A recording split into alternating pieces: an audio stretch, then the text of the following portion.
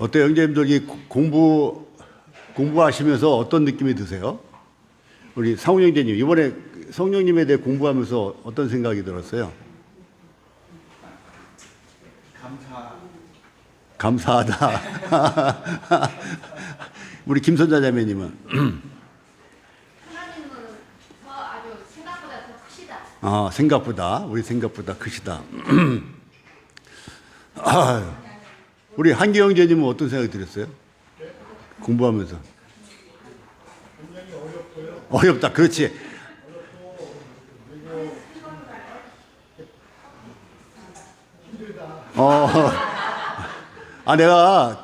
사실 내가 질문한 거는 그 답을 들으려고 질문한 건데, 감사하죠. 하나님이 크신 분이죠. 그러니까는, 이 영적인 분들하고 대화가 힘드네. 그렇죠. 힘들죠. 그래서 제가 말씀을 쭉 찾아보고 연구과제를 하면서도 나도 힘들더라고요. 그러니까 여러분들이 힘들다라는 건 아주 지극히 당연스러운 거야. 시간도 많이 들어가고 시간도 많이 걸려요. 갈수록 어려워지는 건가 이런 생각이 들 정도로 제가 한 5년 전에 이거 한 건데 그때는 몰랐던 어려움을 또 겪는 것 같아요. 그러니까 이 성도님들이 이거 읽어오기도 힘들겠다 그 생각을 하게 됐어요. 청년들이 싹 빠졌네. 몰라. 이게 어려운 거예요. 사실은 청년들이 가장 교육의 효과가 높잖아요. 기대치가 높고 봉사할 시간도 많고 교재 읽고 이거 하고 여력이 되시면 연구과제를 하시고 여력이 안 되시면은 그냥 와서 청각만 하시고 그렇게 하셔야 될 것 같고요. 그 7과를 연구과제를 한번 지금 갖고 계시죠? 7과 연구과제를 지금 다 볼 시간은 없으니까요. 7과의 7번 문제만 좀 보자고요. 7과에 보면은 이게 답을 다 달아드리지 않았다 할지라도 이 문제를 나타내기 위한 표만 봐도 표만 잘 이해를 해도 상당히 많은 이해를 하실 수 있을 거예요. 자, 7과의 문제가 뭐예요? 7과에 보면 표가 나와 있잖아요. 네. 이 표가 어떤 표예요? 네, 그렇죠. 크게 분류는 오순절의 이전 시대를 지금 저희들은 이제 이 성경을 크게 어떻게 나누죠? 둘로? 구약 성경, 그 다음에 신약 성경 나누잖아요. 그러면은 사복음서는 신약이에요? 구약이에요? 신약으로 구분돼 있죠? 그러면 사복음 시대는 신약 시대예요? 구약 시대예요? 신약 시대예요. 그러면 신약과 구약을 어떻게 나누죠? 성경으로 나누나? 성경으로. 그렇지. 성경으로 나누는 그건 맞지. 자, 신약은 새로운 새 언약이잖아요. 옛 언약이 아니라 새 언약으로 말미암은 약속이 신약. 그래서 그러한 시대를 신약 시대. 그럼 새 언약은 언제 제정이 됐었어요? 예수님 마지막 만찬 6월절 만찬 때 제정이 되고 그것이 새 언약이 제정이 되고 실제로 교회가 탄생된 거는 언제예요? 오순절 때. 주님 그렇죠. 승천하시고 가버리시고 승천하시고 그 다음에 오순절이란 말이에요. 그러면 교회 시대 하면은 언제부터가 교회 시대예요? 교회 시대는 자, 교회라는 의미가 뭐죠?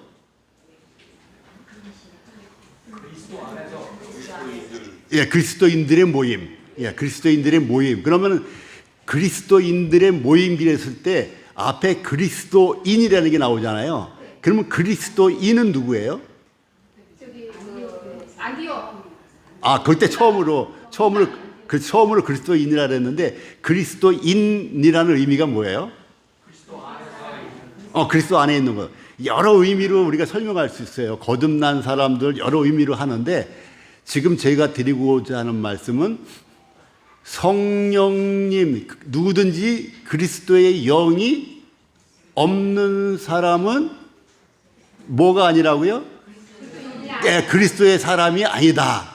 그러면 그리스도의 사람을 한자로 바꾸면은 그리스도인. 그리스도의 영이 없으면 그리스도인이 아닌 거예요. 그러면 그리스도의 영이 있으면 그리스도인이죠. 그래서 그리스도인의 모임이 교회란 말이에요.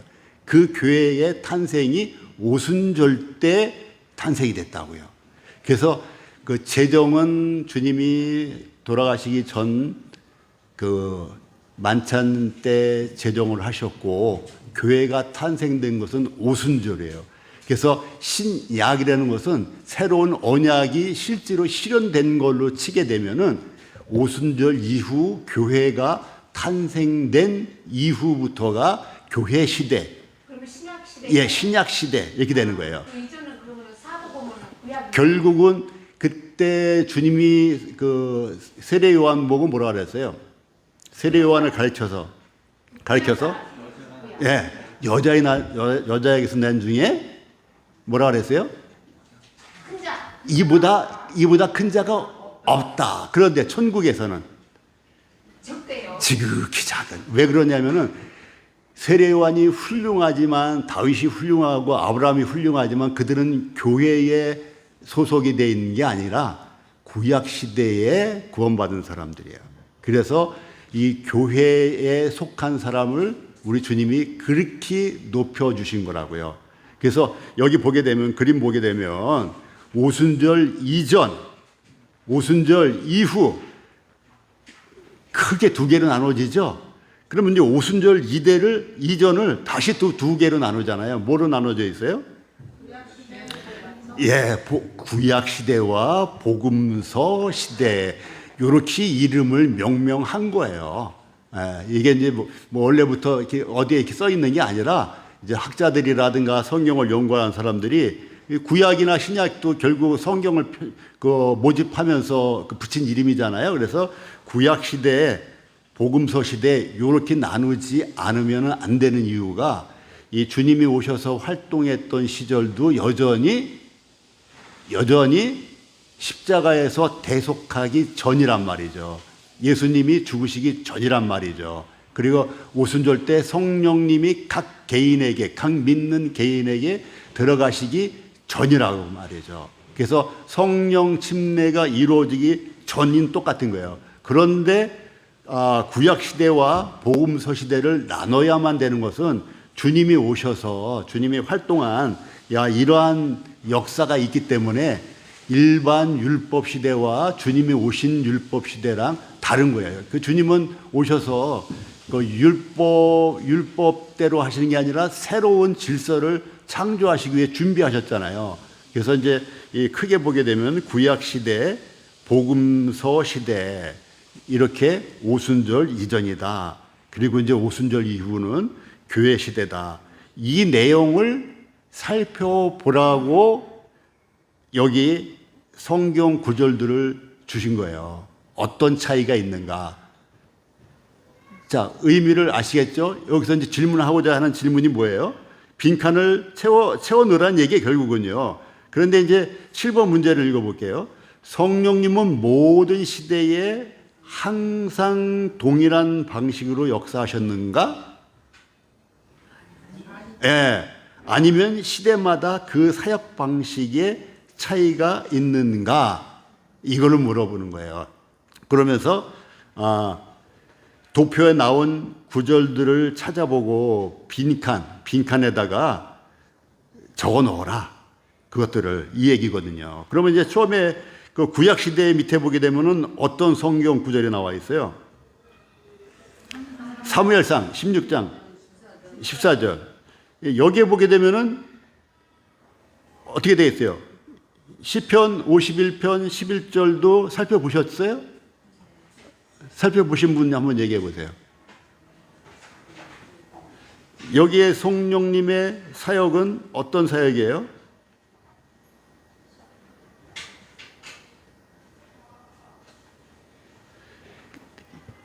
그냥 크게 이렇게만 할게요. 성령님이 들어왔다가 떠나기도 한다. 아니면은 이 시대에도 성령님이 들어오면 계속 끝까지 거하셨다. 어떤 거예요? 네, 떠나시기. 그거를 찾아보라는 거예요, 결국은.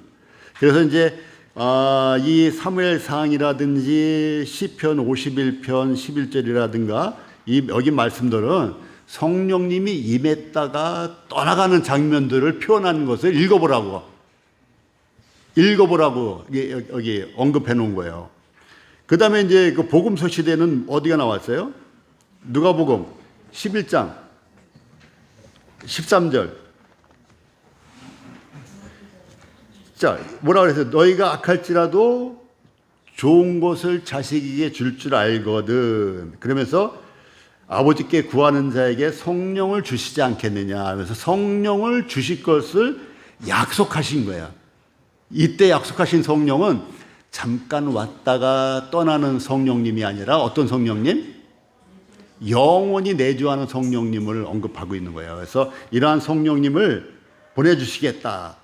그리고 요한복음 14장 밑에 또 있죠. 16절, 17절. 그 성구집 한번 보세요. 성구집의 62페이지. 여기 중요한 내용이거든요. 자, 거기 보게 되면은 16절 뭐라고 그랬어요? 네, 시작. 읽어볼게요. 시작. 내가 아버지께 구하겠사오니 그가 또 다른 보혜사를 너희에게 주사 영원토록 너희와 함께 있게 하리니. 그 다음에 17절. 그는 진리의 영이라 세상은 그를 능히 받지 못하나니 이는 그를 보지도 못하고 알지도 못함이라. 그러나 너희는 그를 아나니 그는 너희와 함께 거하시며 또 너희 속에 거하시겠습니다. 이렇게 된 거예요. 그래서 이 복음서 시대에도 성령님이 완전히 내주하시는 게 아니에요. 근데 완전히 내주하시는 성령님을 보내주시겠다고 약속을 하신 시대예요. 이때도. 그래서 이때는 이제 중간적인 시기라고 보면 되는 거예요. 그래서 복음서 시대다. 이렇게 이제 구분된 거고. 그런데 오순절 이후에는 완전한 변화가 일어난 거예요. 오순절 이후에.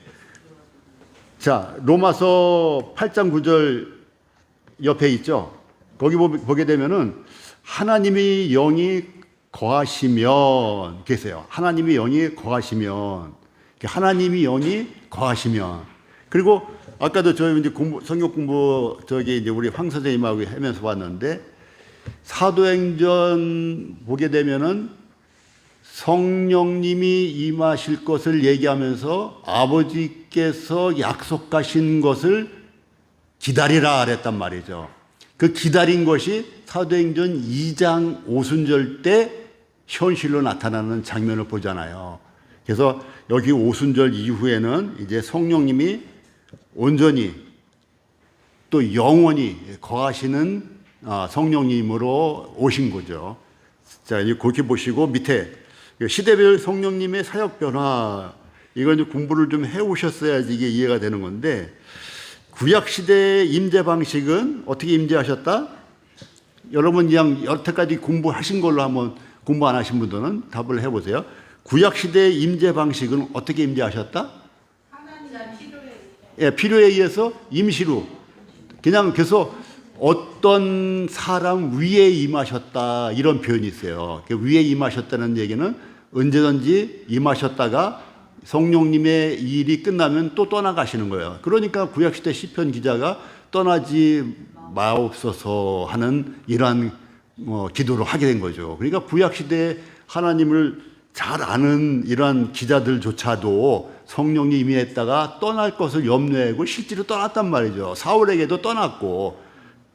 그래서 구약시대에는 위에 임했다 또는 임시로 임했다. 그 임시라는 것은 이제 밑에 지속종에 나오는 거예요. 자, 구약시대의 대상은 어떤 사람에게 성령이 임하셨어요? 임시로? 특정한 인물, 이렇게 쓰시면 돼요. 특정 인물. 특정한 인물. 얘가 하나님을 잘 섬기는 믿음이 있는 인물에게 임하셨다가 그의 믿음이 떨어지면 성령님이 떨어져 나오시는 거예요. 근데 오늘날 우리는 어때요? 우리 믿음이 떨어지는 거랑 아무 상관이 없잖아요. 우리 자녀들이 속을 썩여도 우리 자녀인 거하고 똑같은 거예요. 그러니 얼마나 감사한 일이에요. 그리고 이제 구약 시대는 지속성에 있어서는 임시적이다. 그리고 목적은 특정 사역을 수행하기 위해서 성령님이 임하신 거예요. 그래서 구약 시대는 이렇게 정리가 되면 되는 거예요. 성령님이 지금 저희가 공부하는 게 이제 하나님의 성령에 대해서 공부하고 있잖아요. 그래서 지난번에 하나님의 성령은 그분의 사역을 공부했고, 오늘은 하나님의 성령은 이제 신자, 이제 그리스도인 안에서 어떻게 일하시나를 공부할 건데, 여기 이제 지난번에 성령님의 사역, 이제 7과에 해당되는 그 문제를 풀어보는 거예요. 자, 그럼 복음서 시대는 어떻게 하셨어요? 임재 방식이. 이때는 이제 함께 하신다, 함께 하심으로다가 쓰시면 돼요. 임재 방식을, 복음서 시대에는. 그냥 여러분들이 공부를 안 했더라도 답만 좀 적어 놓으시고, 요거를 곰곰이 생각해 보세요. 곰곰이. 그래서 이런 걸 참고 자료로 갖고 있으면은, 이러한 바탕 가운데 성경을 읽으시면은 성경이 풀려요. 근데 이러한 바탕이 없이 성경을 읽으면은 이게 뜬구름 잡는 것 같이 보이거든요. 그래서 복음서 시대의 임재 방식은 성령님이 함께 하심으로 임재하셨다. 그리고 대상은 주로 제자들에게 약속을 하셨어요. 제자들에게. 그리고 지속성은 전환기적 입장으로 여전히 이때도 임시적인 거예요. 그리고 목적은 내주하는 성령님이 오시기 전 단계의 준비 과정이라고 보면 되는 거예요. 이 복음서 시대에는. 그 다음에 이제 교회 시대가 이제 중요한 건데, 교회 시대는 제가 이제 나중에 동영상도 해서 올려드릴 거예요. 그때 한번 또 보시고, 거기 동영상 보면 거기 답이 적혀 있을 거예요. 그때는. 자, 이제 교회 시대에는 어떻게 됐을까요? 교회 시대 임재 방식은 당연히 영원히 우리 안에 거하시는 거예요. 안에 거하시는데 누구에게 거하세요? 대상이 모든 신자, 구원받은 모든 그리스도인인데 성령이 없다? 그러면 이제 그리스도인이 아닌 거예요. 아니면 그리스도인인데 성령이 안에 계신지를 모르고 있을 수 있죠. 이제 그거는 이제 바람이 임의로 불면 어디서 와서 어디로 가는지 모른다고 하시면서 성령으로 낳은 사람은 이와 같다. 그래서 우리가 성령님이 눈에 보이거나 느껴지는 게 아니기 때문에 언제 내 속에 들어와셨는지 우리가 느낌으로 아는 게 아니고 말씀으로 아는 거예요. 다시 말하면 믿음으로 아는 거예요. 그리고 우리가 어느 순간 보면 하나님 말씀을 보고 믿게 되고 있는 거예요. 어느 순간에 하나님의 말씀을 보고 이게 실감이 나기 시작하는 거예요. 어느 순간에 하나님이 내 아버지처럼 느껴지는 거예요. 이제 그럴 경우에는 성령님이 내 안에 임했구나. 그래서 그 반응이 그 결과를 말해주기도 하지만 우리는 믿음으로 알게 되는데, 그건 이제 이따가 이제 그 성경으로 찾아드릴게요. 그래서 교회 시대에는 모든 신자에게 지속성은 영구적으로. 그러니까 이게 굉장히 은혜가 되는 말씀이에요. 가끔 가다가 내가 죽으면 천국을 가지 이런 생각을 하게 돼요, 안 하게 돼요? 저희 은영자매님 하게 돼요, 하게 되죠. 근데 천국을 가는 걸 생각하면, 지옥 가는 건 물론 두렵죠. 근데 천국 가는 걸 생각하면서도 어떤 막연한 두려움 없어요? 있어요. 있죠? 저도 있어요. 막연한 두려움. 그러니까 이걸 저는 어떻게 이해를 할까 내 스스로 생각하다가 그렇지. 옛날에 우리 시골에서 보면은 거기 동네에서 그 아가씨들이 시집 간다 그러면 막 울더라고요. 시집 가는 게 좋은 거예요, 나쁜 거예요? 좋은 거예요. 좋은 건데 왜 울어? 몰라서. 거기 가면 이제 얼마나 좋은지도 모르고 막연한, 그 좋은 게 어떻게 좋은 건지 막연한 거야. 그러니까 불안감이 동시에 있는 거야. 두려운 거예요. 좋은 걸 알면서도 두려운 거예요. 어떤 의도냐? 천국에 간다는 게 좋은 걸 알잖아요. 그런데 두려운 거예요. 왜? 모르니까. 경험해보지 못했잖아요.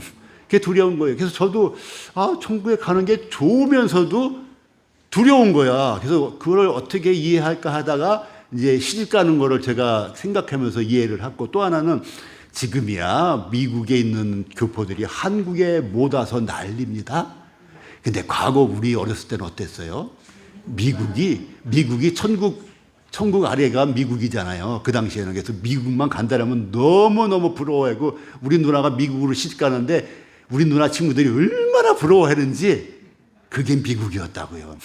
그런데 미국의 나라가 아무리 천국 아래 미국이라 하더라도 미국에 살아보질 않았잖아요. 가보질 않았잖아요. 두려움이 있겠어요? 없겠어요? 있죠. 우리나라 밥도 못 먹고 그 시절에 미국에는 그렇게 풍요로웠는데, 그렇게 자유가 있었고, 그런데도 나빠서 두려운 게 아니라 좋지만은 내가 모르기 때문에, 경험을 못했기 때문에 두려운 것이다. 그래서 천국에 대한 두려움도 이제 그러한 의미의 두려움이다. 이걸 좀 얘기하려고 했던 거예요. 자, 그리고 이제 교회 시대에 성령이 내주하시는 목적은 일단 칭의를 이루어야 될 거 아니에요. 칭의. 예. 그러니까 의롭다함을 얻게 하기 위해서 성령님이 내주하신단 말이죠. 그래야지 그가 그리스도인이 되고 하나님의 자녀가 되니까, 그 목적이 있는 거예요. 그리고 한번 구원받은 다음에 계속 어떻게 해야 돼요? 성화를 해나가야 되죠. 그 다음에 우리의 삶 가운데서 인도를 하시죠. 성령님이 계셔서. 전에는 옆에서 계시고 위에서 계셔서 인도를 했는데, 이제는 내 안에서 인도한단 말이죠. 그러니까 우리 사실 기도할 때, 그 옛날에 그런 얘기들 많이 했잖아요. 이제 교파교회에서 기도가 집에서 안 되니까 어디로 올라가요? 산에로 올라가는 거예요. 산에 올라와서 꼭 잡는 게 꼭 있더라고요. 그래서 나무 뿌리를 붙들고 또 나무 기둥을 붙들고 꼭 그렇게 얘기를 하더라고요. 뭔가를 잡아야지 기도가 되는가 봐요. 그래서 나무 기둥을 잡고 나무 뿌리를 잡고서 그냥 뭐 흔드는 거야. 흔들리지도 않는데. 그러면서 차분하게 기도를 해요? 아니면 그냥 소리를 질르죠?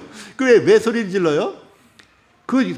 나의 기도를 들으실 만한 분이 멀리 계시다고 느끼는 거야. 멀리. 그러니까 나무 기둥을 붙들고 나무 뿌리를 붙들고 소리를 고래고래. 저도 그랬어요. 그 청년들하고 저희 캠프 가가지고 내과에서 고래고래 기도하고 그랬는데, 그러면 오늘날 성령님이 내주하고 있는 이런 시대 사는 오늘날 우리는 어떻게 기도해요? 고래고래 소리 지르고 기도합니까? 물론 이제 함께 기도할 때 그럴 때도 있죠. 남들이 들어야 되는 이런 기도를 할 때는 그렇게 크게 해야 되죠. 근데 혼자 할 때는 어느 방향으로 기도를 해요? 상황에 따라서. 네, 다르죠. 다른데 기도할 때 대부분 착각하시는 것이 하늘을 향해서 기도하려고 막 그거 너무 지나치게 막 그러는 경우가 있는데, 그러실 필요가 없는 사실이 무엇입니까? 내주하시기 때문에. 그래서 기도하실 때 내 안으로 기도를 해보세요. 내 안으로. 나와 내가 대화하는 것을 느낄 정도로 내 안으로 기도하시면은 내 안에 계신 성령님과 교통하는 거예요. 조용하게, 차분하게. 주님, 때에 따라서는 이러한 날숨이라 하잖아요. 숨을 내쉬는 숨도 기도가 되는 거예요. 탄식 소리도 기도가 되는 거예요. 왜? 단어로 표현하지 않았지만 나의 이 때에 따라서는 억울하고, 때에 따라서는 슬프고, 때에 따라서는 아쉽고, 이러한 때에 따라서는 후회스럽고, 때에 따라서는 가책이 들고, 이런 것들을 한숨 한번 확 내쉴 때 그 내용이 내 안에 계신 성령님한테 전달이 되는 거라고요. 그러면 내 안에 성령님이 계시면은 내 안에 있는 성령님과 하나님 우편에 계시다고 하는 그리스도와 하나시라고 했잖아요. 그래서 주님이 함께 그 기도를 들으시고 아버지 하나님도 함께 들으시는 거예요. 물론 그리스도께서는 그 변화된 몸으로서는 하나님 우편에 계신 게 맞다 그랬죠. 그것은 인성으로다가는 하나님 우편에 계시는 거예요. 아주 분명하게 정의하셔야 돼요. 그 다음에 신성으로서는 어디에 계셔요? 땅에? 모든 것에. 예수 그리스도께서 하나님 우편에 서 계신다, 앉아 계신다라는 성경의 표현이 많이 있잖아요.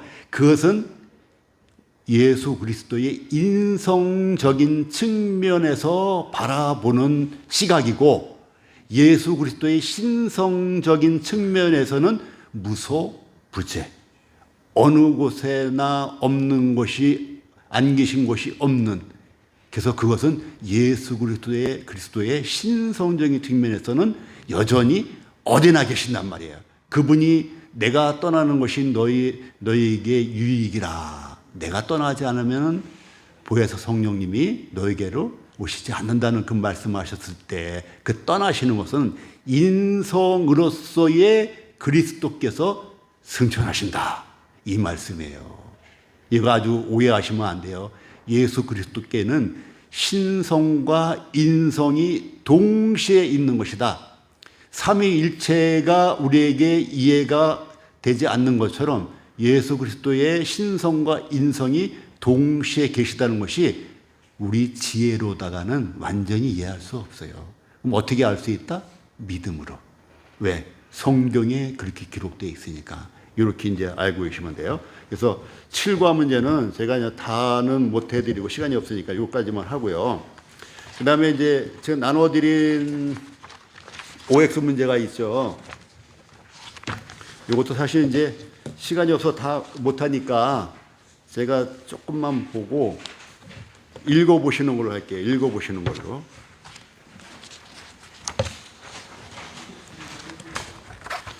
자, 오늘 나눠드린 것 중에서 OX 문제가 있죠. 거듭남 1번, 2번.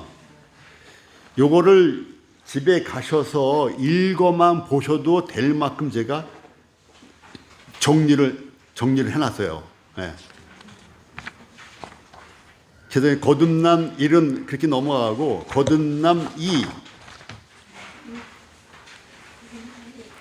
거듭남 2 보시면은 OX 문제예요, 이것도. 자, 거듭난 후에야 성령님이 신자 안에 임하기 시작하므로 거듭남과 성령님이 임하시는 것은 시간적으로 분리가 된다. OX 이거예요. X다 이거죠. 왜 X예요? 동시에. 그래서 밑에 제가 예전에는 바늘과 실로 비유를 했잖아요. 이번에는 뭘로 비유를 했어요? 예, 화살로 비유를 한 거예요. 자, 화살이 날아가잖아요. 날아가는데 화살촉과 화살대하고 어디가 앞에 있어요? 화살촉. 그래서 화살촉이 뭐예요? 믿음. 자, 밑에 보면은 그 그림에 보면은 진리의 말씀, 이건 이제 에베소서 1장 13절의 말씀을 여기다 풀어놓은 거예요. 거기 에베소서 1장 13절에 뭐라고 되어 있냐면 진리의 말씀, 그러면서 곧 구원의 복음 이렇게 했어요. 진리의 말씀 곧 구원의 복음을 듣고 이렇게 된 거예요. 듣고. 자, 그러면 그 전제 조건이 듣는 게 전제 조건이 되는 거예요. 들어야 돼요. 들으려면은 누군가 얘기를 해주거나 아니면 여기 보고 이렇게 해도 돼요. 성경을 읽거나 해야 되는 거예요. 무엇을? 진리의 말씀 곧 뭐예요? 구원의 복음을 듣고, 이 전제가 있어야 되는 거예요. 그 다음에 자, 들었는데 듣고 나서 그냥 한 귀로 흘려버려요. 한 귀로 듣고 한 귀로 흘려버려요. 그리고 들은 기억도 없어. 이게 아니고 듣고 믿어가 화살촉이에요. 화살촉. 믿어. 자, 믿어를 다른 말로 풀어서 쓰게 되면은 믿자마자 믿는 동시에 이렇게 바꿨을 수가 있는 거예요. 그래서 믿어 약속의 성령으로 인치심을 받았다. 그래서 믿는 순간 믿자마자 인치심을 받았다. 무슨 인치심? 도장이 아니라 인주의 그 도장이 아니고 성령의 인치심을 받았다. 그게 이제 화살대나 화살의 그 날개가 되는 거예요. 뒷부분에. 그래서 위치상은 순서상은 믿음과 성령의 인치심이 누가 앞이에요? 순서상에. 예, 믿음이 앞이에요. 믿음이 앞이긴 하지만 시간상은 같이 움직이는 거야. 동시에. 요거를 잘 이해하셔야 돼요. 믿어야지 성령의 인침을 받잖아요. 그럼 믿음과 성령의 인침과 시간 차이가 있는 것으로 우리는 세상적으로 그렇게 이해할 수밖에 없단 말이죠. 근데 하나님 나라에서는 이것이 동시에 일어난단 말이에요. 동시에. 그래서 그 비유는 바늘과 실의 비유라든지 아니면 기차 앞머리와 기차 꽁지와의 관계라든지, 그래서 순서상으로는 기차 앞이 우선이지만은 기차는 동시에 움직이잖아요. 동시에. 그래서 성령의 인치시는 그 역사는 동시에 일어난다. 동시에. 그래서 우리가 믿는 순간에 우리 안에 있는 죄가 실제적으로 해결이 돼요. 하나님이 법적으로 다 해결을 해 놓으셨는데 우리가 믿기 전에는 그것이 나에게 적용이 안 된단 말이죠. 근데 내가 믿는 순간에 그것이 내 죄가 실제로 없는 것으로 적용이 된단 말이에요. 그럼 내 죄가 없는 것으로 적용되는 그 순간에, 다시 말하면은 내가 죄가 없어진 그 순간에 성령님이 기다리다가 바로 들어오시는 거예요. 옆에서 기다리시다가. 내 속에 죄가 해결이 안 된 상태에서는 들어오실 수가 없잖아요. 어떻게 죄와 성령님이 함께 거하세요? 그래서 그 죄가 해결되는 그 순간에 들어오는 거예요. 우리는 밀물, 썰물을 생각할 때 시간차를 생각하잖아요. 근데 하나님의 일은 그 시간차이가 없는 거죠. 그래서 이제 고르키 거듭남 1, 2를 좀 집에서 읽으시고 오늘 이제 교제를 넘어갈게요. 교제를 넘어가기 전에 요거를 지금 어렵다고 하셔가지고 그 연구과제 하시는 게 어렵다고 하시니까 오늘 나눠드린 게 9과를 하지 말 그러면 저기를 할까요? 8과? 자, 8과를 한번 해볼까요? 8과 연구과제를. 요건 이제 한번 해보는 거예요. 이런 식으로 하는 거구나. 이런 공부를. 또 어렵게 또 그거를 정리할 수 있거든요. 그래서 우리 하나님께서는 어떻게? 저는 복음 전할 때 믿어 안 믿어를 얘기 안 해요. 왜 그러냐면 그것에 지금 질문한 것처럼 굉장히 그 혼란을 가중시킬 염려가 있기 때문에 일단은 그 얘기를 안 해요. 제가 그래서 이걸 어떻게 그 이해를 시켜드리냐면은 제가 벌써 2015년이니까 10년이 됐네. 미국 갔다 온 지가. 제가 미국 갔다 왔거든요. 저기 생전 처음으로. 그 미국 갔다 와가지고, 미국 갔다 왔으니까는 만나는 사람한테 미국 갔다 온 얘기를 하게 될 때가 있죠. 하게 된다고요. 미국 가서 무슨 거대한 탑을 본거하며 거기 기차가 우리나라 60년대 기차처럼 낡았더라. 그런 이런 얘기를 내가 해요. 그러면 미국이라는 나라의 기차가 왜 우리나라보다도 낡어? 이렇게 할 수 있잖아요. 그리고 그 정류장이 우리나라 옛날 뭐 70년대, 80년대 이런 그 기차역처럼 뭐 그렇게 허술해요. 뭐 다 그런 건 아닌데 내가 본 데는 그렇단 말이에요. 이런 얘기를 한단 말이죠. 그 얘기를 내가 해주면서 너 그거 믿어? 그 말 안 해요. 그 말 안 해요, 내가. 이 사람은 들으면서 그걸 다 믿고 있는 거예요. 믿고 있는 거야. 이런 사람한테 너 믿어 할 필요도 없고, 다 믿고 있는 거야, 당연히. 그래서 성경 이야기를 해줄 때 저기 황 선생님이 계시단 말이에요. 저 황 선생님은 중국에서 물리를 이렇게 많이 가르치시고 제자를 많이 양육을 하셨는데 본인은 물리는 잘 아는데 에덴 동산도 모르시고 아담도 당연히 모르죠. 거기서 그런 얘기가 없었으니까. 그랬을 때 내가 이제 성경을 펼쳐놓고 그림을 펼쳐놓고 하면서 설명을 쭉 해드려요. 그러면서 내가 이거 믿어요? 얘기 안 했어요. 한 번도. 그러니까 이분이 이걸 보시면서 어떻게 했어요? 아, 내가 몰랐었구나.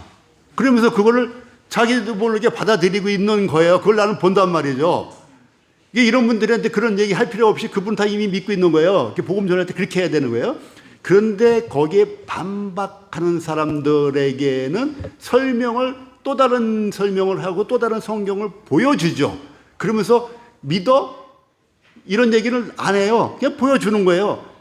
그러면 그가 스스로 그걸 보면서 생각을 해요. 그러다가 어떤 사람은 이틀 만에, 어떤 사람은 10년 만에, 나는 10년 걸렸어요. 그걸 믿고 받아들이게 되는 거예요. 근데 믿느냐 안 믿느냐, 믿음이 무엇이냐 따지게 되면은 오히려 헷갈려 버려요. 내가 미국 갔다 와가지고 거기 얘기하면서 너 믿어? 안 믿어? 그러면 그 사람이 오히려 헷갈리는 거예요. 이게 거짓말 하나? 그래야 되는 거예요. 사실을 그대로 내가 증명할 필요도 없어요. 복음을 증명할 필요가 없어요. 우리가 증명할 수도 없어요.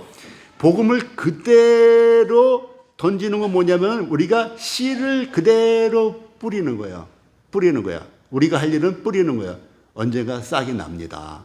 그 사람이 계속 저는 안 믿는 남편이 있다든지 그런 분한테는 남편하고 너무 싸우려고 하지 말고 그냥 툭툭 하나님 말씀을 던져 놓으세요. 반복적으로. 그가 외울 정도로. 그러면 외워지게 되면요. 나중에 그 외운 말씀이 그 사람을 두렵게 만들기도 하고, 그리고 그 사람들 하여금 각성하게 만들기도 하고, 그런 때가 온다고요. 그래서 믿음이라는 단어는 제가 가급적이면 설명을 아주 강요를 안 해요. 그러니까 믿어? 안 믿어? 이게 아니고. 그래서 믿느냐 안 믿느냐는 사실은 우리는 모든 일상생활을 믿음으로 살고 있다고 제가 많이 말씀드렸잖아요. 버스를 타는 것도 믿음이 타고 있고. 버스 타는데 그 버스가 떨어질 거 아니면 누가 타겠어요? 다 믿음으로 타는 거고, 하는 거고. 지금 커피들 마셨어요? 커피. 그거 왜 마셨어요? 어떻게 믿고? 자기도 모르게 믿고 마시는 거예요, 이 커피를. 그것처럼 우리의 삶이 믿음으로 이루어진 거예요. 눈 뜨고부터 눈 감을 때까지. 눈 감을 때요, 믿음이 없으면 결코 못 감습니다. 내가 눈 감으면 나를 누가 죽일 거라면 눈 못 감아요. 못 자요. 근데 편안하게 잠든다는 얘기는 믿음으로 잠드는 거예요. 그런데 유달리 예수 그리스도의 그 사역에 대해서는 사람들이 안 믿으려고 하고 못 믿어 해요. 그것은 본인 이 사람의 그 육신의 작용도 있지만 영적인 세계의 회방이에요. 뱀이 하와를 꼬드긴 것처럼 지금도 계속 그 일을 하기 때문에 유달리 내가 미국 갔다 와서 거기 참 우리나라 60년대밖에 안 된다 하는 얘기를 해도 듣는 사람이 아무 의심 없이 다 믿는데 하나님에 대해서는 못 믿어요. 또 하나는 하나님이 하신 일과 하나님이 너무 놀라운 분이라 못 믿는다 그랬죠. 내가 어떻게 비유했어요? 내가 이제 예를 들어서 한기영 형제님한테 여기다 커피 한 잔 사줄게. 이러면 한기영 형제님 믿어요? 안 믿어요? 믿죠. 그러면 내가 이따가 자동차 중에 제일 좋은 게 뭐예요? 자동차 중에서. 요즘에. 벤츠라고 할게, 그냥. 한경재 내가 좀 이따 벤츠 하나 뽑아줄게. 안 믿잖아요.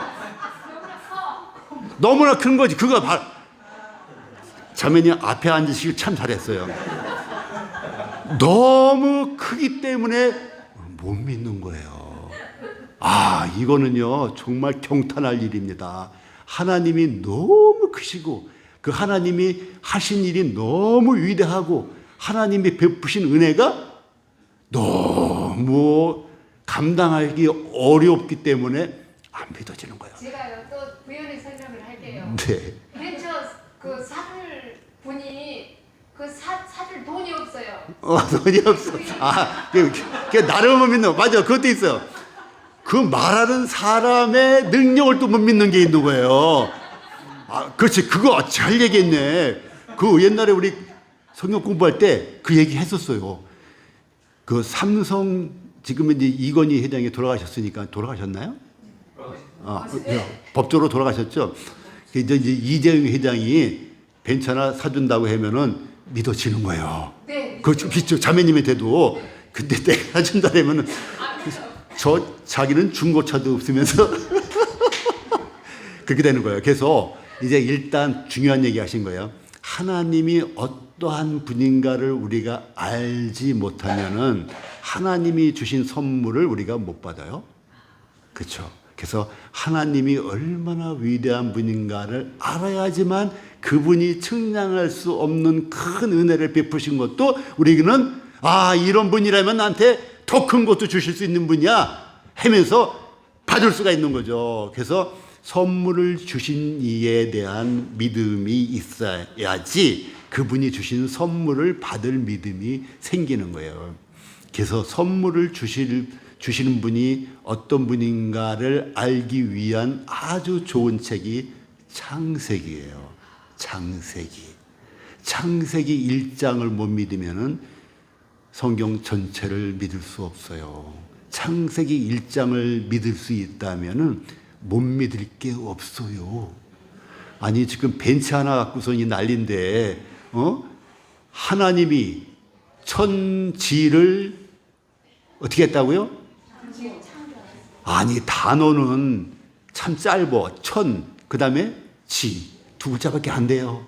근데 그가 의미하는 천은 우리 우주를 상상하면 난 머리가 미쳐요. 나는 지금. 그래서 미친 사람이 왜 미쳤는지 내가 조금 알 것 같다. 그게 바로 창세기 1장 1절을 생각할 때 나는 미칠 것 같아요. 이 우주가 얼마나 넓고, 아니 생각해 보세요.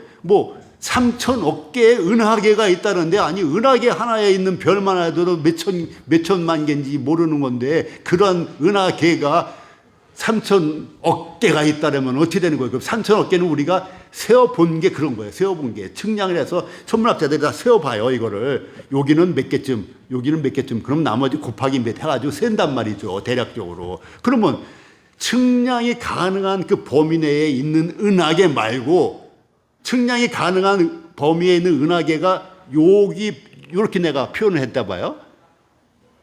만원경 갖고 볼 수 있는 것이. 그러면 이 너머에 있는 은하계는 뭐냐고요. 거기에 빈 공간이면 빈 공간의 끝은 어디냐고요. 이거를 또 줄여.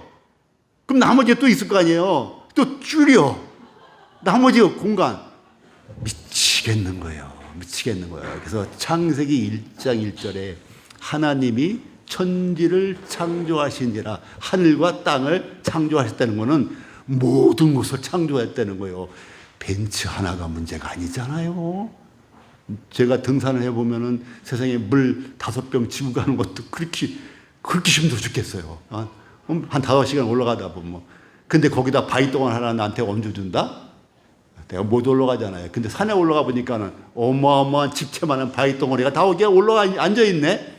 걔가 거기 뻗팅겨 있네?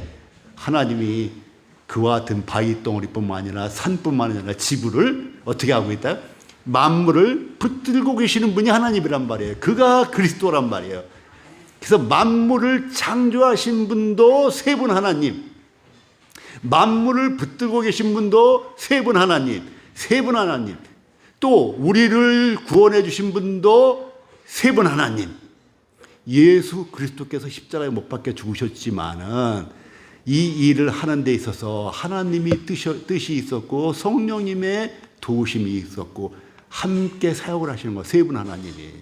자, 지금 믿음에 대한 질문이 나왔는데, 어쨌든 믿음에 대해서, 믿음의 정의는 사실은 그 얘기를 들었을 때, 믿음은 듣는 그 얘기의 사실을 인정하는 걸 믿음이라고도 하고, 그리고 내가 중국 가니까, 저 방금 접수했습니다 하더라고요.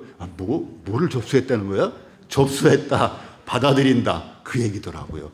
내가 이거 서류를 드려. 그러면 서류를 자매님이 어떻게 해? 사무직이라면은 접수하는 거야. 내가 주면은 접수 시킨다 그러잖아요. 접수 받는 거예요. 받는 걸 접수라고 그래.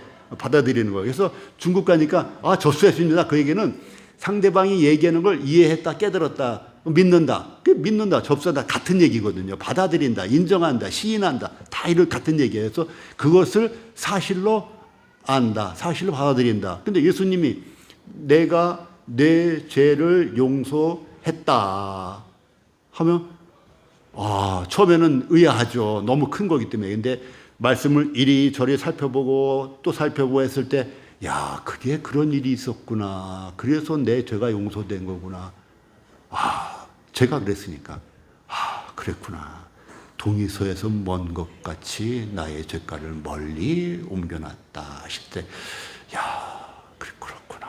내가 그랬어요, 내가. 그래서 그것을 받아들이고 내가 적용이 된 거예요. 내 죄가 거기에 뽑혀나간 것을 인정하는 거예요.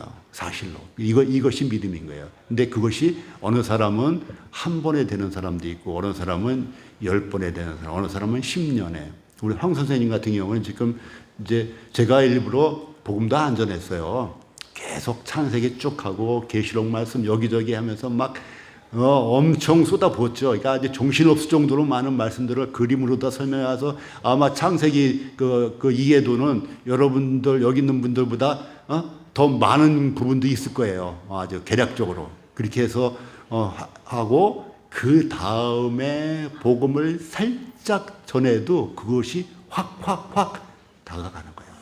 창세기를 싹 하고 나니까 성경의 기본 진리의 첫 번째 일과가 주제가 성경 맞지? 성경 2과 주제가 하나님, 3과 주제가 사랑, 그 다음에 4과 주제가 죄. 1, 2, 3, 4과를 창세기를 쫙 해놓고 나니까 1, 2, 3, 4과를 내가 찝어만 주면 황 선생님이 다 이해를 하시고 받아들이는 거예요. 그렇죠. 죄 얘기하면은, 그렇죠. 아담이 선악과 따먹을 때, 그렇죠. 그렇죠. 안 따먹을 수도 있었는데, 그렇죠. 그리고 그 후에 벌 받은 것도 생각하면서, 그렇죠. 그리고 하나님은 천지를 창조하신 분, 그렇죠. 그냥 그대로 이해하는 거예요. 사람, 그렇게 이해하고. 그 다음에 거듭남에 대해서도 혼자서 공부를 하시는 거예요. 내가 이제 공부하시라 그러면. 그걸 보면서 다 이해를 하시는 거예요. 한글이 우리보다 한 절반 정도 수준이지만 한글로 봤을 때는 2배 이상 걸리죠, 시간이. 그래가지고 황 선생님 지금은 이제 주님을 영접한 상태란 말이죠. 본인이 거기에 대해서 무슨 특별하게 나처럼 나는 일부러 거절했단 말이에요. 저는 일부러 거절했는데 그런 게 없이 그대로 몰랐던 것을 새로 알면서 그것을 이제 본인의 것으로 알고 본인을 위해서 주님이 십자가 죽으셨구나. 이걸 다 아시고. 아시는 거예요. 아시는 게 믿음이에요. 별게 아닌 거예요. 뭐 특별하게 뭐 갑자기 흥분 이런 게 아니에요. 갑자기 뭐 불이 떨어 이런 게 아니란 말이죠.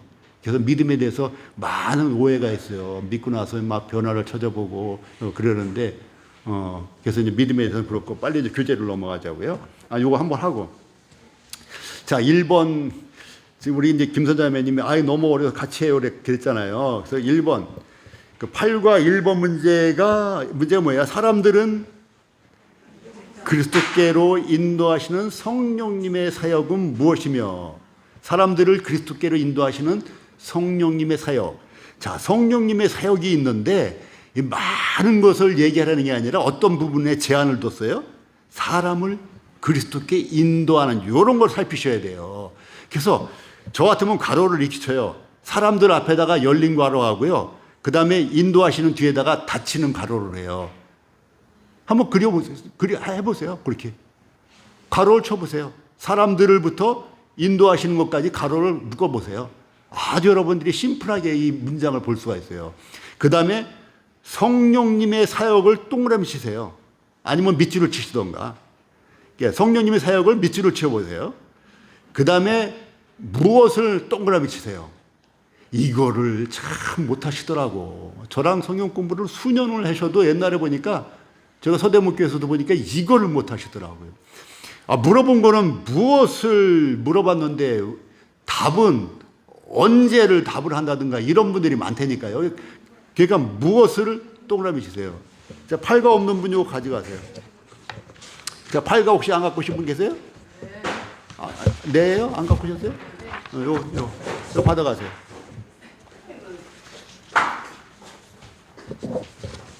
잠깐만, 여기 뭐 있나? 팔과 아니요, 요 문제 가져가고. 제가 물고기 잡는 방법을 가르쳐 드리는 거예요. 여러분들이 모두가 혼자서 하실 수 있어야 돼요. 이 부분들을 혼자서. 처음엔 좀 어렵겠지만 해서 성령님의 사역은 밑줄을 치면은 무엇이며 해서 무엇에다 동그라미 치시고 질문이 또 하나 있죠.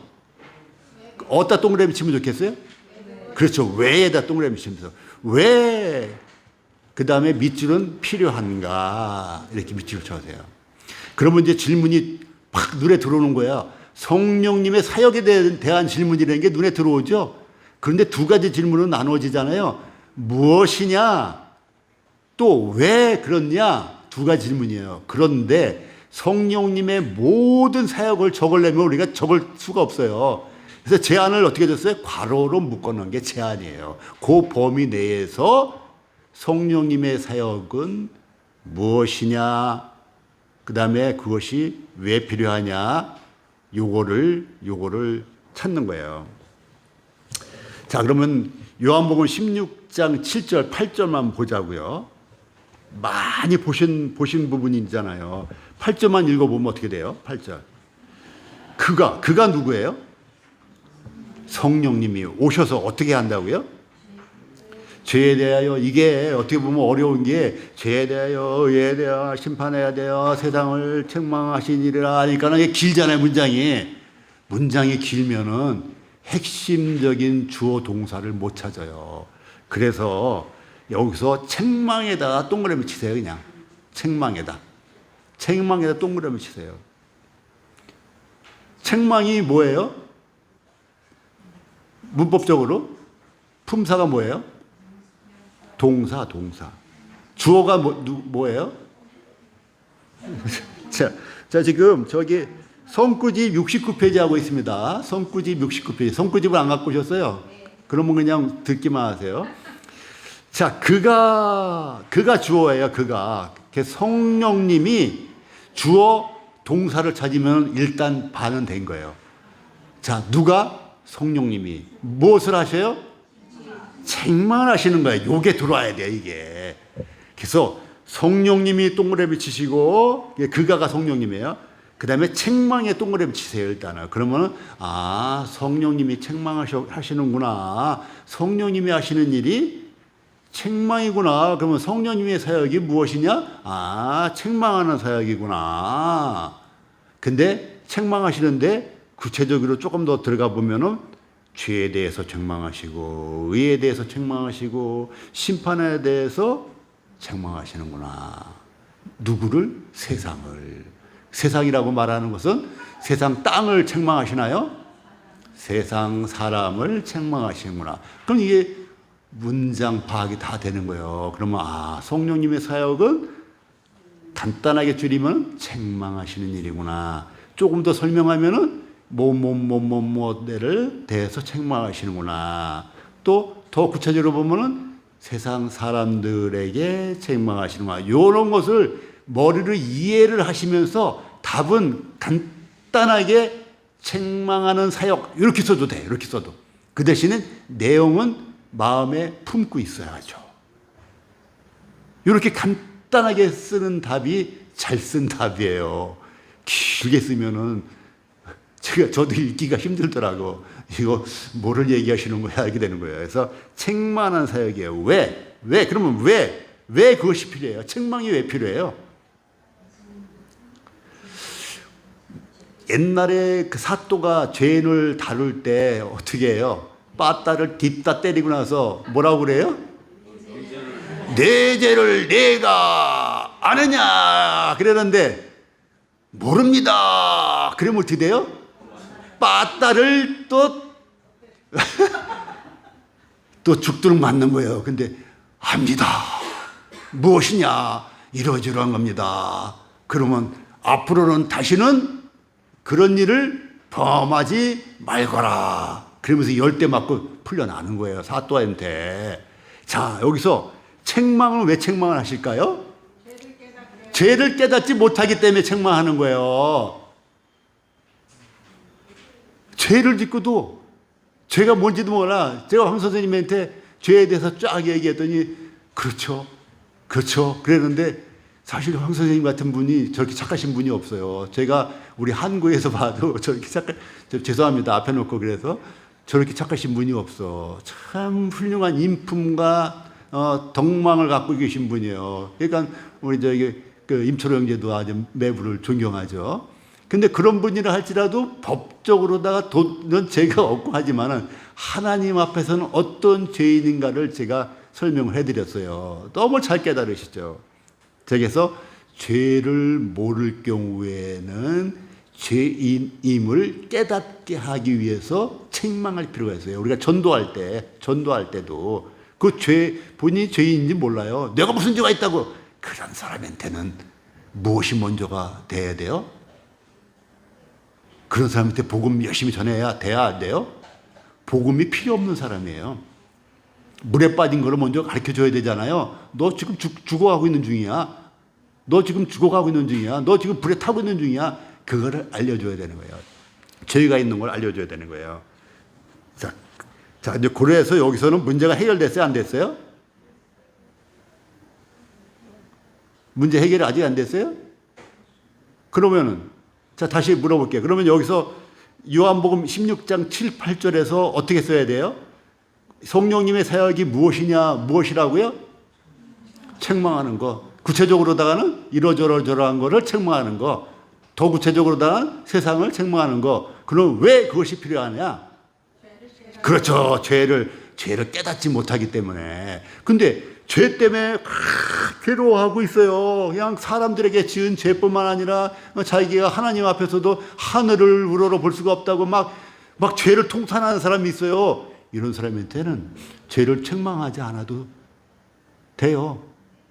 내가 깨닫고 있는 그 죄를 예수님이 다 담당하셨어. 이러해서 그래서 그런 부분으로 성경을 보여주는 거예요. 보여주면서 이거 믿어야 돼. 이렇게 얘기할 필요 있어요, 없어요? 없는 거예요. 그냥 보여주면 돼요. 보여주면 되는 거예요. 많은 성도님들이 자녀들 복음 전할 때 실패하는 게 그거예요. 급하니까 야, 너 지금 아빠가 전한 복음 이거 믿었어? 안 믿었어? 그러면 얘가 갑자기 헷갈려 버려. 믿는 게 뭐지?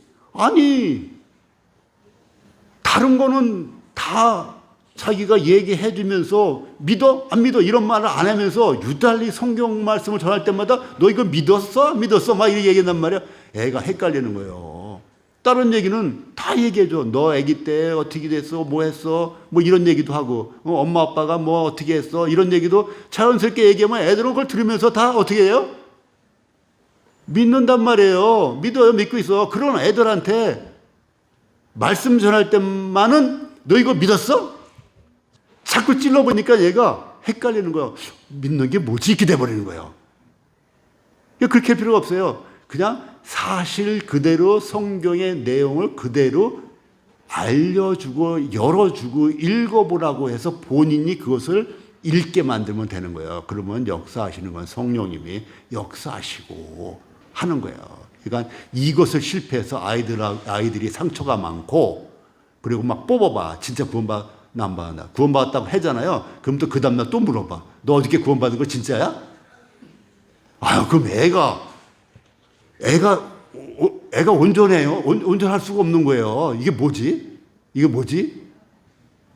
어저께 구원받은 게 내가 가짜였나? 스스로 이렇게 돼버리는 거예요. 그래서 이런 부분들 얘기하면 또 끝이 없고, 자, 이런 식으로 하세요. 그 다음에 이제 교재로 빨리 갑시다.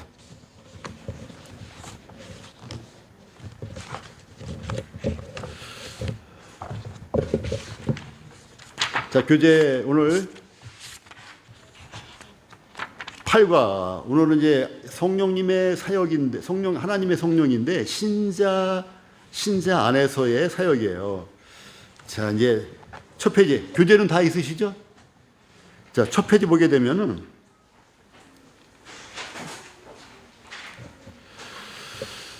성령님은 능력 있는 예비책이다. 여기에 첫 번째 단락에서의 핵심이에요. 성령님은 우리 주님의 능력 있는 예비책이다. 그 예비책이라는 그 번역이 조금 마음에 안 들긴 하는데 하여튼 능력 있는 예비를 해놓으셨다. 그리고 주님이 떠나셨다. 이 얘기예요. 자, 능력 있는 예비를 하시고 떠나셨다. 이 얘기는 어떤 얘기예요? 주님이 능력 있는 예비를 해놓고 떠나셨다. 어떤 의미예요? 오늘 성령님이 원래 계시지만은 성령님이 활발하게 너희들을 돕도록 하고 떠나시겠다. 그러면서 인성으로서 떠나신 거예요. 인성으로서. 신성으로는 떠날 수가 없어요. 예수님이. 그거 분명히 아셔야 돼요. 그러면서 두 번째 단락에서 이제 요한복음 7장 38, 39절을 여기 말씀을 적어 놨어요. 이 말씀 내용이 뭐예요?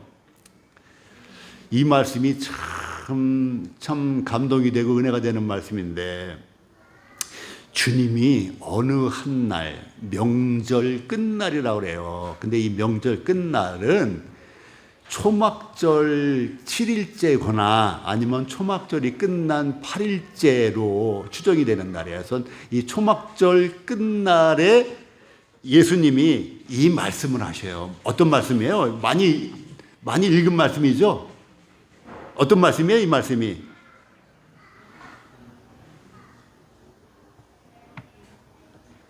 나를 믿는 자는 그 배에서 생수의 강이 흘러나래요. 난 이 말씀만 볼 때마다 내가 넘쳐. 왜냐면 그 배에서 생수의 강이 흘러나리라래요. 우리가 가볍게 어떤 사실을 인지하는 것을 머리로 안다고 그래요. 근데 좀 깊이 있게 아는 거 어디서 알아요? 가슴에서, 마음으로 아는 거예요. 더 깊이 있게 아는 것을 배에서 한다고 그래요. 뱃속 깊숙이. 우리가 슬플 때 뱃속 깊이 내려오고, 또 우리가 즐거울 때 그 즐거움이 더할수록 머리에서, 가슴에서, 마음에서 뱃속까지 깊숙이 감사가 넘치는 거예요. 그런데 여기 보면 그 배에서 생수의 강이 넘치리라. 우리의 근원을 얘기하는 거예요. 이것은 이제 어떤 의미로다는 우리의 마음, 우리의 영혼이 거주하는 그러한 위치를 상상할 수 있도록 그 배라고 얘기한 거거든요. 우리의 깊은 곳, 이 얘기할 때 배라고 그러는 거예요. 그래서 이 얘기는 성경의 이름같이 너희 깊은 곳에서 생수의 강이 흘러나리라. 생수의 강이 흘러나리라. 자, 생수의 강이 뭐라고 나와 있어요? 받을 성령을 가르쳐 말씀한 거라 했어요. 너희 깊은 곳에서 성령님이 흘러 넘치리라. 성령이 충만하리라. 이것을 예고해 놓으신 거예요. 예수님이. 그런데 왜 초막절에 이 얘기를 했을까요?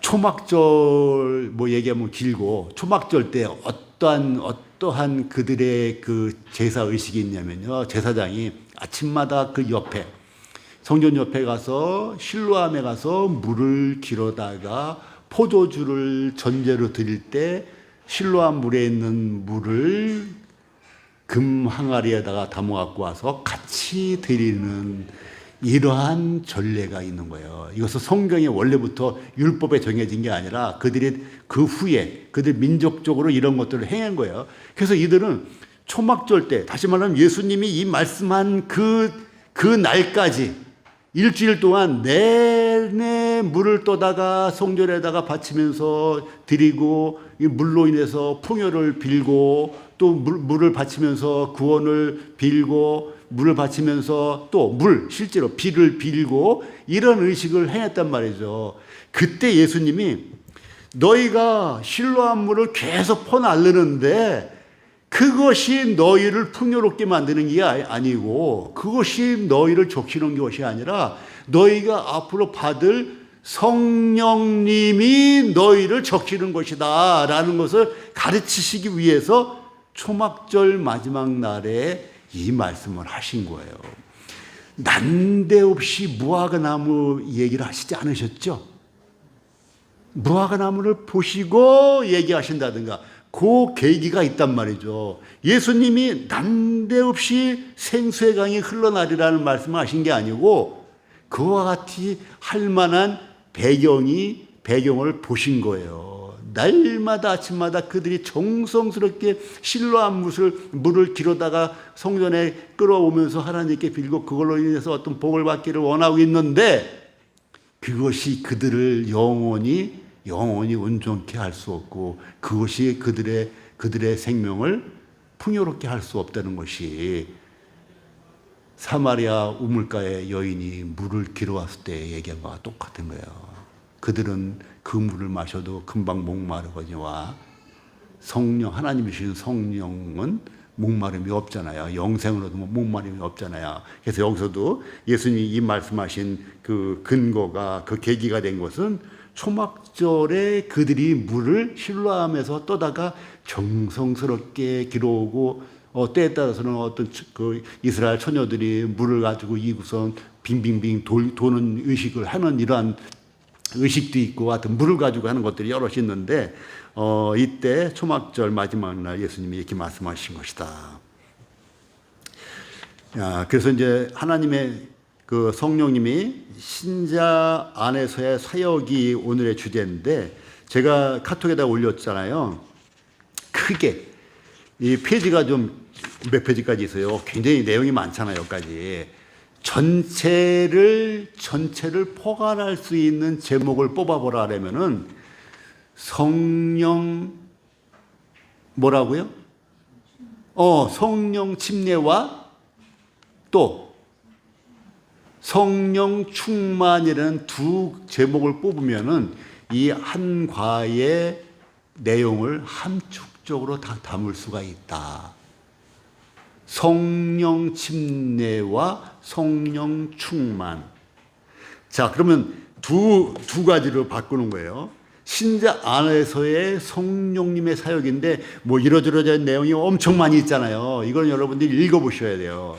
설명을 지금 할 내용이 아니고 시간도 없고 그래서 읽어보시는데 크게 성령님의 침례와 성령님의 충만, 성령 침례와 성령 충만이라는 두 주제를 확고하게 마음에 담고 이 교재를 읽으셔야 돼요.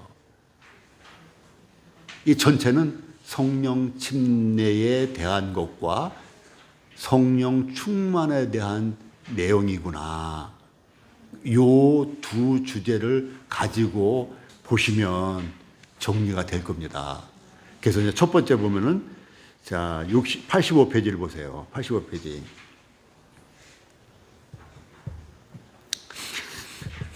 중생, 거듭날 때 성령님의 사역이 있어요. 이것이 바로 성령 침례, 뒤에 성령 침례가 또 나와요. 성령 침례에 대한 것이에요. 다시 말하면 성령을 받는 그 순간이 있다는 것을 얘기하는 거예요. 물에 들어가서 빠진 거는 물로 뒤집어 쓰는 거 아니에요. 성령 침례는 성령으로 뒤집어 쓰는 거예요. 우리가 성령 속에 잠기는 거예요. 그가 내 안에, 내가 그 안에. 같은 얘기거든. 내 안에 성령님이 계시다는 것은, 내 안에 성령님이 계시다는 것은, 다시 말하면은, 내가 성령님 안에 거한다는 것 같은 거예요. 내가 그 안에, 그가 내 안에. 그래서 내가 내 안에 성령님의 인치심을 하셔서 계시다. 이 얘기는 내가 성령님 안에 들어갔다. 같이 되는 거예요. 그래서 물속에 잠긴 거나 성령님에게 잠기거나 같은 내용이에요. 그래서 첫 번째가 중생시 거듭날 때 성령님의 사역. 1번이 뭐예요? 첫 번째가 내주. 성령님이 오셔서 그때부터 내주하시는 거예요. 내주는 시간이 길게 있는 거예요. 길게.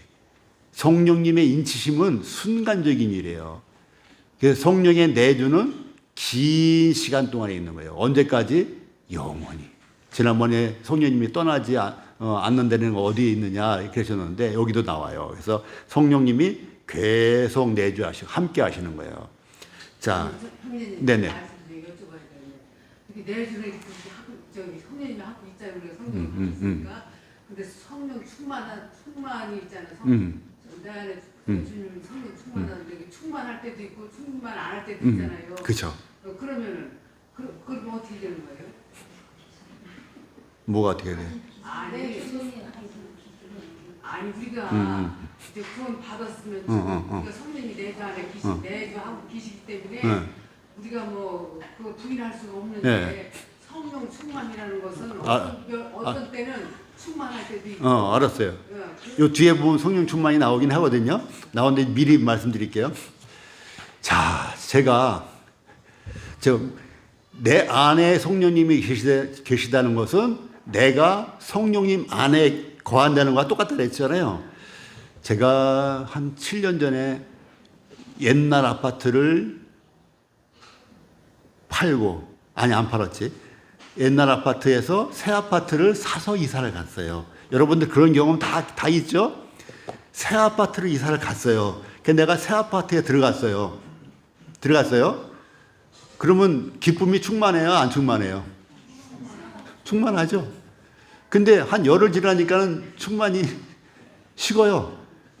근데 또 가끔가다 한 1년이 지났는데도 갑자기 또 너무 감사한 거예요. 그 집을 나한테 주신 게. 또 잊어버리고 살아요. 또 갑자기 이 집을 주셔서 너무 감사하다 생각이 들어요. 근데 내가 이 집으로 인해서 감사한 마음, 기쁜 마음은 올라갔다 내려갔다는데 내가 그 집 안에 있는 것은 사라지지 않아요. 그 집은 여전히 내 집인 거예요. 그래서 성령이 내주하신 것은 내가 성령 안에 들어가신 것과 똑같은 건데 변하지 않는 사실은 성령님의 내주고 변하는 것은 성령의 충만인 거예요. 내가 새 아파트로 들어가서 살아서 기쁨이 올라갔다 내려갔다는 거는 이 기쁨 충만이 올라갔다 내려갔다는 거고 내가 그 안에 살고 있다는 사실은 변함없는 사실. 그리고 등기도 이종진 이름으로 등기가 돼 있어요. 그래서 이 집이 내 집이 아니면 어떡할까 걱정이 되다가도 그렇지 등기 났지 생각하면 걱정이 싹 사라지는 거예요. 등기 났어요. 성령님이 도장을 찍으셨다고. 그래서 그 부분 또 요 시간이 되면 한번 해드릴게요. 자, 그래서 내주함 그 다음에 인침이 있어요. 인침 부분에서 이렇게 해드릴게요. 자, 아까 말씀드린 게 그거예요. 도장 찍는 거란 말이에요. 원래는 이렇게 봉인할 때도 도장 찍어서 봉투를 막잖아요. 근데 제가 항상 그 인침에 대해서 얘기할 때는 미국 서부에 그 소를 키우는 농장, 말을 키우는 농장을 제가 비유를 많이 해요. 거기서 그 옛날에는 말한테 무슨 소유권을 이렇게 무슨 하는 증서 이런 게 있는 게 아니라 말 엉덩이에다가 그냥 화인을 찍었단 말이야. 냅다 내가 그냥 불을 지져가 그냥 팍 지져가 말 엉덩이, 소 엉덩이에 표식을 주는 거야. 표식. 그걸 화인이라고 그래요. 화인. 그래서 이 말들끼리 섞여도 화인을 보면서 이거 옆집 뭐 제임스 거 말이 왜 여기 와 있어? 그러면서 그 말을 제임스한테 돈을 보내줘요. 화인이 자기 거 다르니까. 그 화인을 찍었다는 건 이게 내 거다 이런 얘기예요. 지금 성령님은 화인이 아니라 성령님의 신의 영의 인을 쳐줬단 말이죠. 근데 그 인을 어디다가 쳤다 그랬어요? 신비에, 마음에, 우리 영혼의 문제이기 때문에 우리 영혼에다 친 거예요. 우리 영혼의 문제를 팔에다가 치면 어떻게 돼요? 팔이 잘라지고 교통사고에서 팔이 없어지면 팔만 천국에 가지. 아멘이요. 근데 우리 영혼이 천국에 가야 되는 건데 이 영혼에다가 인을 쳐야 될 거 아니에요. 그러니까 하나님이 오죽 잘하시고 우리 영혼에다가 인을 치신 거예요. 세상에. 성령님이 어죽어죽하셔? 우리 영혼에 거주하신단 말이에요. 그걸 마음이라고 그래요. 그래서 그걸 신비라고 그래요. 신비는 뭐예요? 마음의 비석이란 말이죠. 얼마나 확실합니까? 그건 우리가 잊어버려도 돼. 내가 우리 집 때문에 기쁜 걸 잊어버려도 상관없어. 등기가 나 있단 말이에요. 등기에 도장이 딱 찍혀 있단 말이에요. 화인도 아니고 성령님, 하나님의 인이 쳤어요. 자, 그러니까 얼마나 확실합니까? 그 다음에 보증. 이 보증이 또 나온 거야. 보증. 아니, 애가 애가 어린애를 데리고 엄마 아빠랑 어디 갔는데 엄마는 이제 저기 있고 아빠가 혼자 데리고 있다가 야 아빠가 저기 가서 뭐 좀 사갖고 올게. 너 잠깐만 여기 있어. 그럼 애가 엄마도 저기 갔는데 아빠가 같이 손잡고 있다가 아빠가 저기 갔다 올게 하면서 애를 놓고 가면 애가 불안해 안 불안해요? 불안한 거예요. 아니 그지 나를 뭘로 보정할 거야 아빠라는 거예요. 그때 아빠가 여보 빨리 와. 그래서 엄마를 부르는 거예요. 야 엄마 옆에다 두고 갈게. 아이한테 엄마를 두고 아빠가 뭘 사러 갔다가 가는 거예요. 우리 주님이 이 땅을 떠나실 때 엄마 역할을 하는 성령님을 보내주시겠다는 역할이 그거예요. 보증으로. 야 엄마 여기 계시잖아. 엄마가 보증이야. 야 엄마가 여기 있으니까 너 걱정하지 마. 그래서 아이를 안심시키는 것처럼 우리 성령님이 보증이 되시는 역할을 하시는 거예요. 이것이 뭐예요? 중생하고 나서의 중생시의 성령님의 사역이란 말이에요. 근데 또 하나 뭐예요? 아니 너희가 거듭난 것이 썩어질 시도 되지 않냐고 하나님 말씀을 드렸다 그랬잖아요.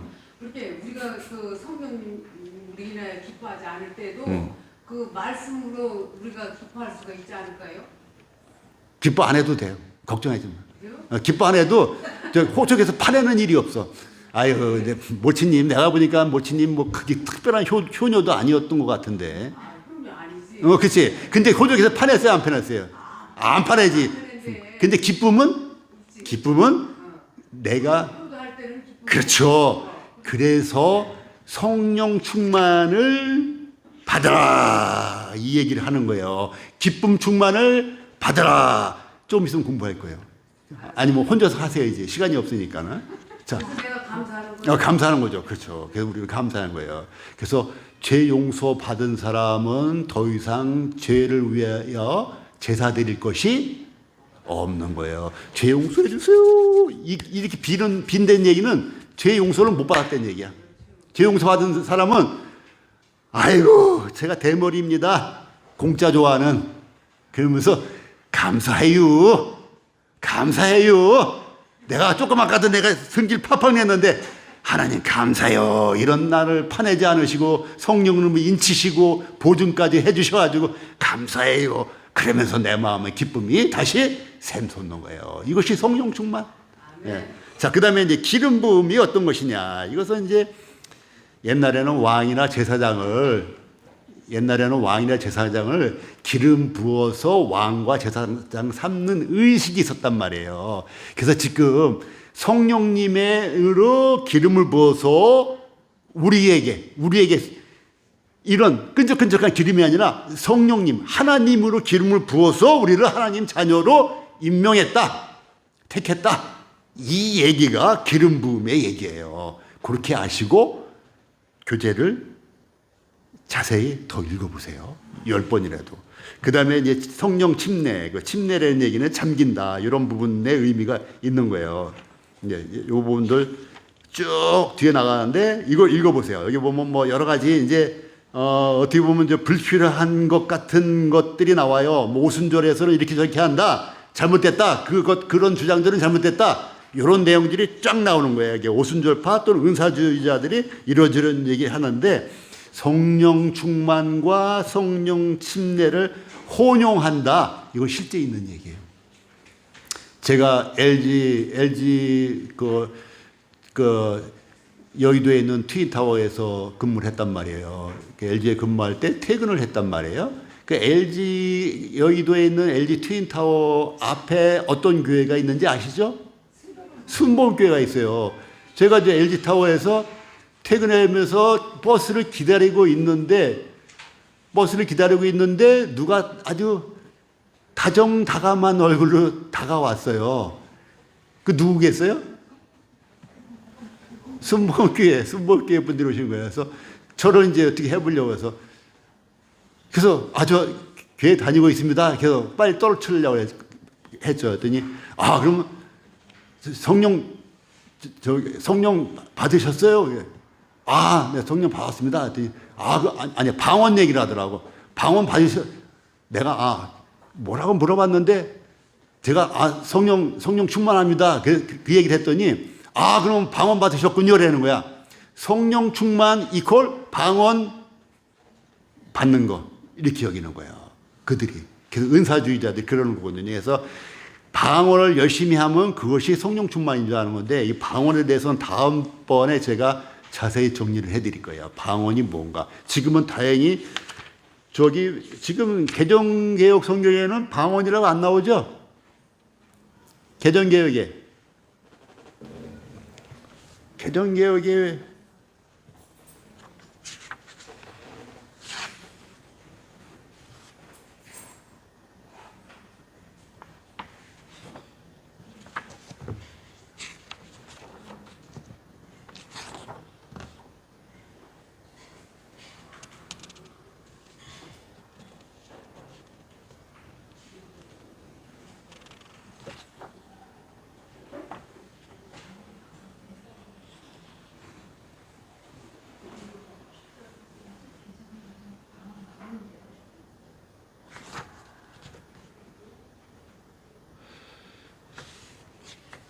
개정개혁 사도행전 2장 좀 한번 찾아보실래요? 뭐라고 나오는지?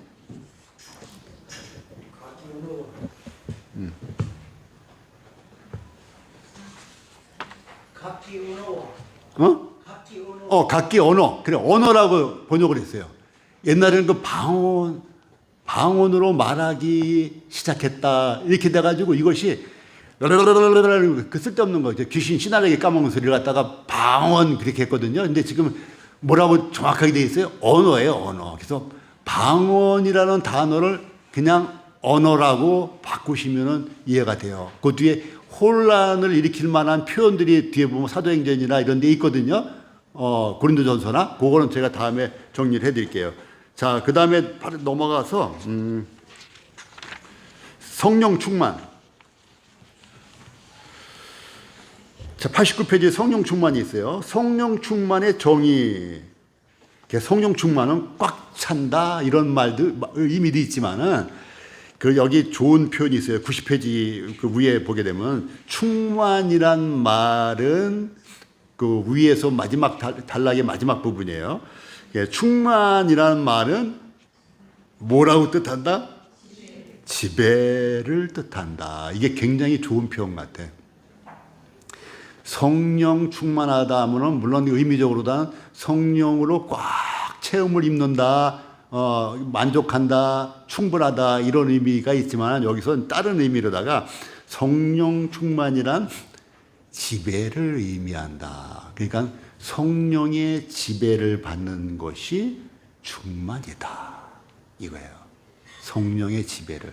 그러니까 다시 또 다른 표현을 하면 성령 충만이라는 말은 말씀 충만이다. 이렇게 표현해도 돼요. 그래서 성령 충만은 성령의 지배 가운데 있다. 이렇게 표현해도 좋고 성령 충만은 말씀 충만이다. 그러니까 말씀을 잘 알고 말씀 가운데 있는 것은 성령 충만과 뗄 수 없는 관계다. 이렇게 이해를 하시면 되는 거예요. 자, 성령 충만의 방해 요소, 물론 많이 아시죠. 이러저러한 결국은 죄라는 얘기가 나오는 거예요. 세 번째는 성령 충만의 성격.